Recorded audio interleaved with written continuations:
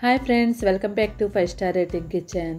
ఈరోజు వీడియోలో మన పూర్వకాలం నాటి అంటే మన తాతలు బామ్మల కాలం నాటి బెల్లం పాయసాన్ని ఎలా తయారు చేసుకోవాలో ఈ వీడియోలో షేర్ చేయబోతున్నాను.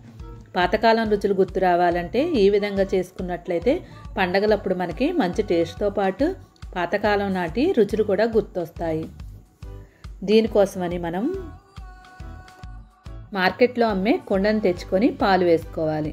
ఇక్కడ నేను పాలు ఎక్కువే వేసుకుంటున్నాను. ఈ బెల్లం పాయసాన్ని పాలు పొంగడం కోసం నేను పండగలప్పుడు చేసే విధంగా పాలు పొంగించుతున్నాను కాబట్టి ఎక్కువ పాలు అంటే 1/2 లీటర్ వరకు వేసుకున్నాను.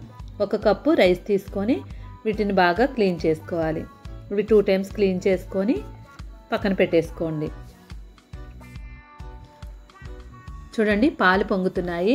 ఇలాగే మనం రథసప్తమి అప్పుడైనా పండగలప్పుడైనా ఇలా పాలు పొంగించినట్లయితే ఇంట్లో చాలా మంచి జరుగుతుందని మన బామ్మలు చెప్పిన మాట. ఇప్పుడు ఇలా పాలు పొంగిన తర్వాత ఇప్పుడు దీనిలో మనం రైస్ని వేసుకోవాలి. ఆల్రెడీ క్లీన్ చేసుకున్న రైస్ని దీనిలో వేసేసుకోవాలి. రైస్ వేసిన తర్వాత ఒకసారి బాగా కలుపుకొని ఉడకనివ్వాలి. అన్నం ఉడికినట్టుగా మనం ఈ రైస్ని పాల్లో ఉడికించుకోవాలి. ఇక్కడ నేను వాటర్ యాడ్ చేయలేదు, అన్నీ పాలే తీసుకున్నాను. మీకు కావాలనుకుంటే వాటర్ కూడా యాడ్ చేసుకోవచ్చు. ఎక్కువ టేస్ట్ రావాలంటే పాలు చిక్కగా ఉంటేనే చాలా టేస్ట్ అనేది ఉంటుంది. చూడండి, ఇలాగా అన్నం ఉడికినట్టు ఉడికిన తర్వాత వేరొక బౌల్ తీసుకొని దానిలో 1 టేబుల్ స్పూన్ నెయ్యి వేసుకోవాలి. ఇప్పుడు కొంచెం జీడిపప్పు, కిస్మిస్, ఇక్కడ నేను బ్లాక్ కిస్మిస్ అండ్ వైట్ కిస్మిస్ 2 వాడుతున్నాను. జీడిపప్పు కొంచెం వేగిన తర్వాత దానిలో కిస్మిస్ వేసుకోండి. ఈ కిస్మిస్ కూడా వేసిన తర్వాత స్టవ్ ఆఫ్ చేసేసుకొని చూడండి వేగిపోయి స్టవ్ ఆఫ్ చేసేసుకోండి. ఇప్పుడు అన్నం ఉడికిపోయింది కదా, ఇందులో మనం ఇలాచీ పౌడర్ 1/2 టేబుల్ స్పూన్ అంటే 2 ఇలాచీలు, సాల్ట్ 1 పించ్, ఎక్కువ వేసుకోకుండా కొంచెం వేసుకోండి. 1 కప్పు బెల్లం, ఇక్కడ నేను 1 కప్పు రైస్ తీసుకున్నాను కదా, 1 కప్పు బెల్లం తీసుకున్నాను.